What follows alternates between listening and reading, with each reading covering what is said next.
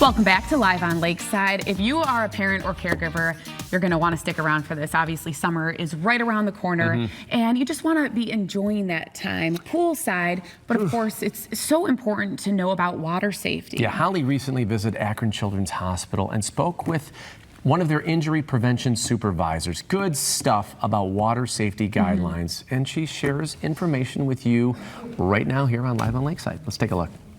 Sitting poolside at Akron Children's Hospital with Heather Trunka today. It's good to talk to you. Thanks for having me. Water safety, that is the concern. It's that time of the year. When should kids learn to swim? The American Academy of Pediatrics says that swimming lessons can start as early as age 1, but we want you to remember that it's never too late to learn to swim. We want to get kids in the pool and get them familiar with the water. There's a lot of safety equipment that's available. What are your feelings on that? Safety equipment varies, so you need to have the right equipment for the right age and the right activity. For our little friends, we have things like a puddle jumper that's going to help them be safe in the water, help them stay afloat, but this isn't going to save their lives. If there was a boating accident or another sort of event, we want to make sure we have a personal flotation device or a life jacket appropriate to their age and size. Okay. What about just the basics as far as safety around pools? Fences, things like that. What do you think? Fences are so important. We know that if a fence is four-sided around the pool and the house isn't the fourth side, that it reduces drownings by 87%. It's a huge number. Most parents and pool owners don't know that.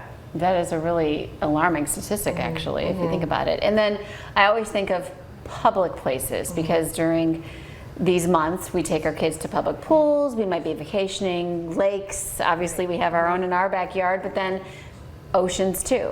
What do you think? One of the biggest misconceptions is that the lifeguard is going to be able to watch and protect every single child in the pool. Supervision is key from the lifeguards and from parents too. We are an incredibly distracted society, but when we're at the swimming pool, we want to make sure that we designate one adult as a water watcher. Pool Safely has cards that parents can wear or an adult can wear around their neck that designates them as the water watcher, and that means that parent's entire job is to keep their eyes on the water and watch the children that they're responsible with. So it's just those layers of protection to ensure that our kids are safe around the water. And speaking of parents, the reality is a lot of adults don't know how to swim. Yeah. Right? And I think of drownings, and we were talking earlier, it's not what you see in the movies. Right. And what should we look for? Drowning is silent. It's not like what you see in the movies. They're not splashing in the water, yelling for help, reaching for the pool. All of their energy is focused on keeping their heads above water. So what you're going to see as a child or an adult, their head go under the water and their head come back up, and you're going to see that repeatedly until they can't come above water again. It's really scary, but it's completely preventable as long as we have those layers of protection in place. Finally, what would be your advice for those that have a fear of swimming?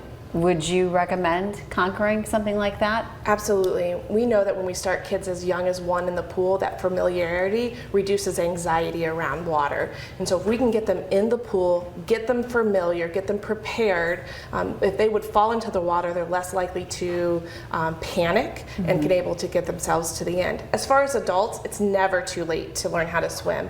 You can contact the USA Swimming Foundation on their website, and you can do a zip code search and find swimming lessons. If you're embarrassed, or maybe you have an older teen that never learned to swim, there's private lessons as well offered through many of the local YMCAs. It's never too late. It's never too late. Bottom line. Heather, thank you so much. Thank you. That was great Good stuff. information. Good stuff. Absolutely. Well, you know what? After the break, we're going to have your news and, of course, your weather headlines. Yes, and then right after that, we're going to talk about, well, we want you to breathe easier. So asthma and allergy awareness with the Cleveland Clinic. Stay tuned. This segment of Live on Lakeside was furnished by Akron Children's Hospital.